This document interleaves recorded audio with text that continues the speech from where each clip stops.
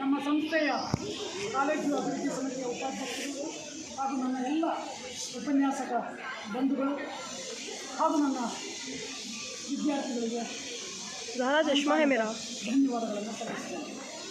ಕಾರಣ ನಾನು ನನ್ನ ಕರ್ತವ್ಯವನ್ನು ನಿರ್ವಹಿಸಿದ್ದೀನಿ ಅಂತ ಮಾತ್ರ ಭಾವಿಸ್ತೇನೆ.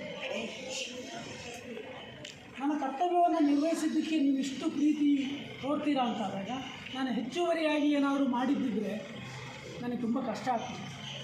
ಈ ಸನ್ನಿವೇಶವನ್ನು ತಪ್ಪಿಸಬೇಕು ಅಂತೇಳಿ ನಮ್ಮ ಉಪನ್ಯಾಸಕರಲ್ಲಿ ಪರಿಪರಿಯಾಗಿ ಬೇಡಿಕೊಂಡೆ. ಈ ಭಾವುಕ ಕ್ಷಣಗಳೆಲ್ಲ ನನಗೆ ತುಂಬ ಒಂದು ರೀತಿ ಹಿಂಸೆ, ಈ ಅಗಲಿಕೆಯೂ ನೋವು ತರ್ತದೆ.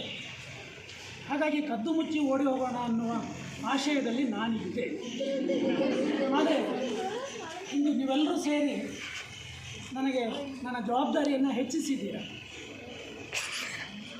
ಈ ಸಂಸ್ಥೆಗೆ ಹೆಚ್ಚು ಕಡಿಮೆ 1.25 ವರ್ಷದಿಂದ ನಾನು ಪ್ರಾಚಾರ್ಯನಾಗಿ ಸೇವೆ ಸಲ್ಲಿಸಿದ್ದೀನಿ. ಅಪರಿಚಿತ ಸ್ಥಳ ನನಗೆ ಗೊತ್ತಿದ್ದಿದ್ದು ಈ ಕಾಲೇಜಿನಲ್ಲಿ ಕೇವಲ ನಮ್ಮ ರಮೇಶ್ ಸರ್ ಮಾತ್ರ. ಅದು ಬಿಟ್ಟು ಬೇರೆ ಯಾರೂ ನನಗೆ ಗೊತ್ತಿಲ್ಲದ ಸ್ಥಳದಲ್ಲಿ ಬಂದೆ. ಮುಖ್ಯವಾಗಿ ನಮ್ಮ CBC ಅವರು, ಅದರಲ್ಲೂ ನಮ್ಮ PG ಮಂಜುನಾಥ್ ಸರ್ ನನಗಿಂತ ತುಂಬ ಎಷ್ಟೋ ಎತ್ತರದಲ್ಲಿರುವ ವ್ಯಕ್ತಿಯವರು. ತುಂಬ ಸಮಾಜಮುಖಿ ಕಾರ್ಯಗಳನ್ನು ಮಾಡಿದ್ದಾರೆ. ಅವರ ಸೇವೆಯನ್ನು ಹಲವು ಹಂತಗಳಲ್ಲಿ ನನಗೆ ತೋರಿಸಿ ನಾನೆಲ್ಲೋ ಚಿಕ್ಕ ಹುಳ ಅಂತ ನನಗೆ ಅನಿಸಿದ್ದೀನಿ. ಅಷ್ಟು ಸಮಾಜಮುಖಿ ಕಾರ್ಯಗಳನ್ನು ಮಾಡಿದವರು. ಅವರಿಂದ ಪ್ರೀತಿಯಿಂದ ನನಗೆ ಒಂದಷ್ಟು ನೆನಪಿನ ಕಾಣಿಕೆಯನ್ನು ಕೊಟ್ಟು ಸನ್ಮಾನ ಮಾಡಿದ್ದು ನೋಡಿ ನನ್ನಲ್ಲೂ ಏನೋ ಒಂದು ಶಕ್ತಿ ಇದೆ, ಅದನ್ನು ಬಳಸ್ಕೊಳ್ಬೇಕು ಅಂತ ನಾನು ಅನ್ನಿಸ್ತಾ ಇದೆ.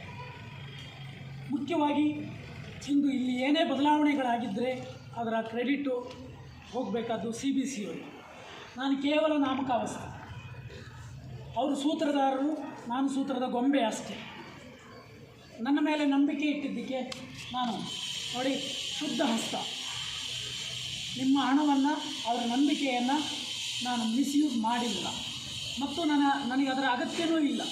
ನಾನು ವಿದ್ಯಾರ್ಥಿಗಳಿಗೆ ಕ್ಲಾಸ್ನಲ್ಲಿ ಹೇಳ್ತಾ ಇರ್ತೇನೆ, ನನ್ನ ಬುದ್ಧಿವಂತಿಕೆಯಿಂದ ಲಕ್ಷಗಟ್ಟಲೆ ಸಂಪಾದನೆ ಮಾಡುವ ಬುದ್ಧಿವಂತಿಕೆಯನ್ನು ನಾನು ಕಂಡುಕೊಂಡಿದ್ದೀನಿ. ಹಾಗಾಗಿ ನನಗೆ ಈ ಸಂಸ್ಥೆಯ ನಿಮ್ಮ ಹಣ ನನಗೆ ಬೇಕಾಗಿಲ್ಲ ಅಂತ ನಾನೇನು ನಂಬಿದ್ನೋ ಅದಕ್ಕೆ ಅವರು ಬೆಂಬಲವಾಗಿ ನಿಂತು